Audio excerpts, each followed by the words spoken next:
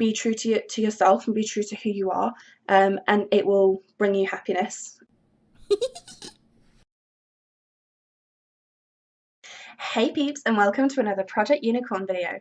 My name's Laura, and today we're going to be dipping into the jar of unicorn wisdom for some external inspiration from my wife Claire. Let's go.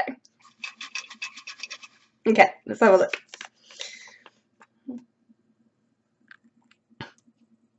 Wow, okay. Tell us 28 things you've learned in 28 years.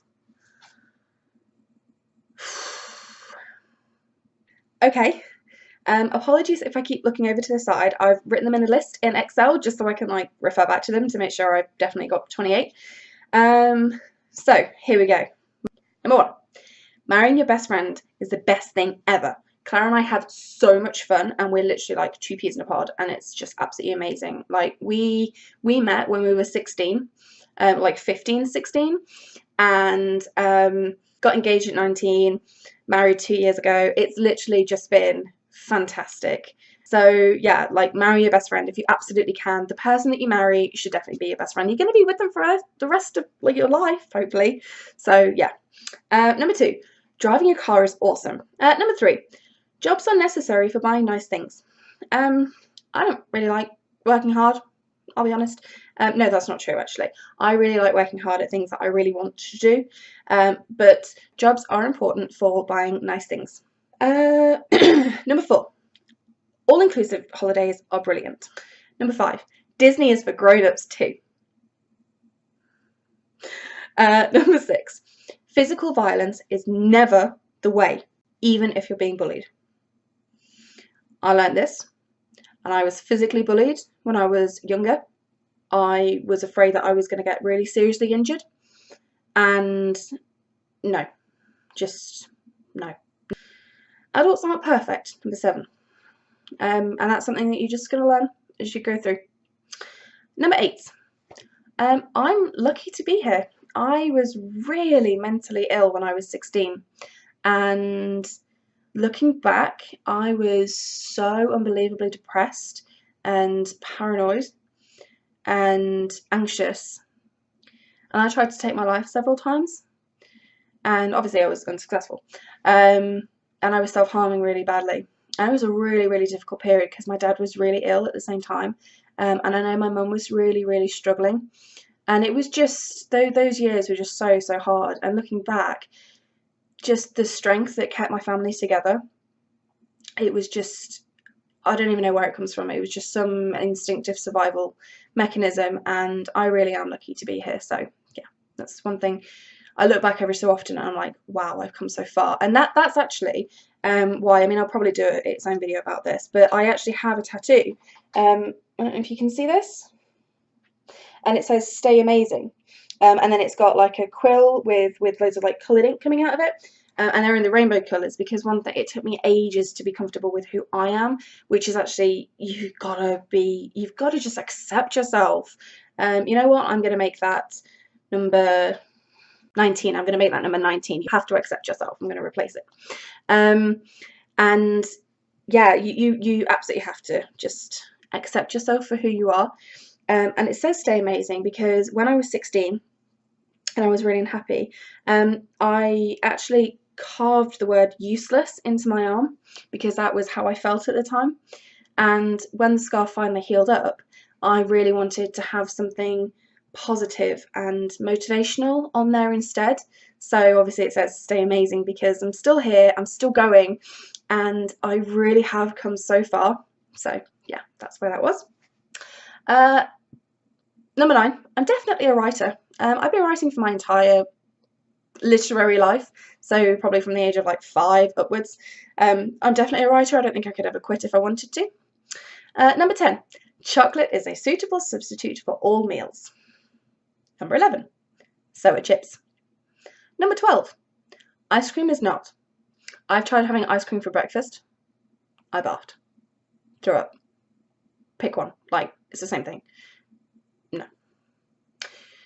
13, people spend far too much time worrying about everything that they don't have. It just makes you sad. So yeah. Number 14, hating your body won't change it. You have to love yourself in order to look after yourself.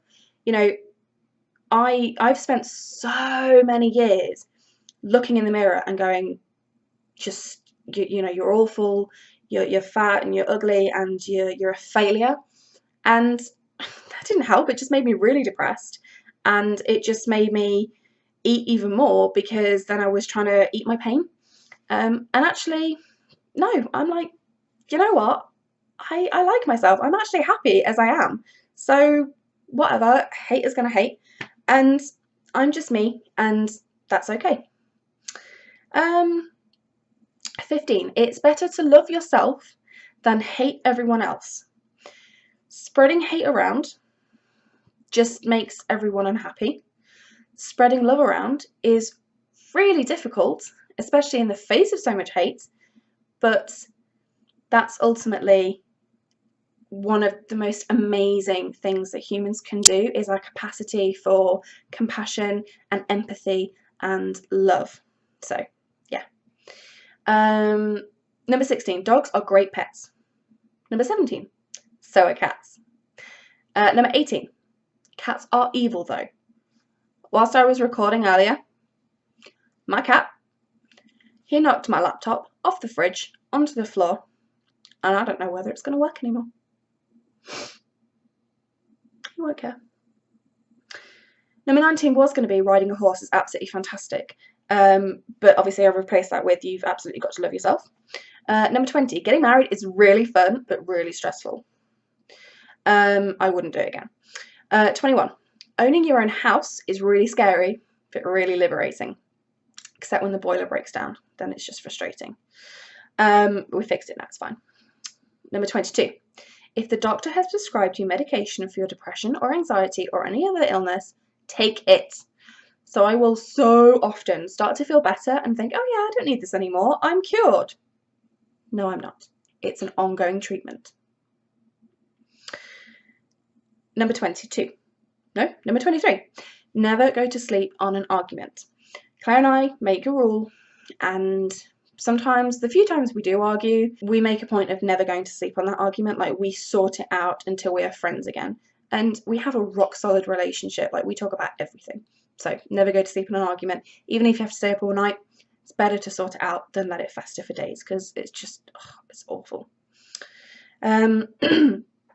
On the theme of arguments or heated discussions, it's better to use I statements, I find, rather than sort of accusational, like you never, you always, all that kind of thing. Avoid generalization, try to be specific, and try to use I statements, because it stops the other person from getting really defensive, and it starts opening up that dialogue of bringing empathy into the mix, so it's not just like rah, or like it's kind of a bit better. 25.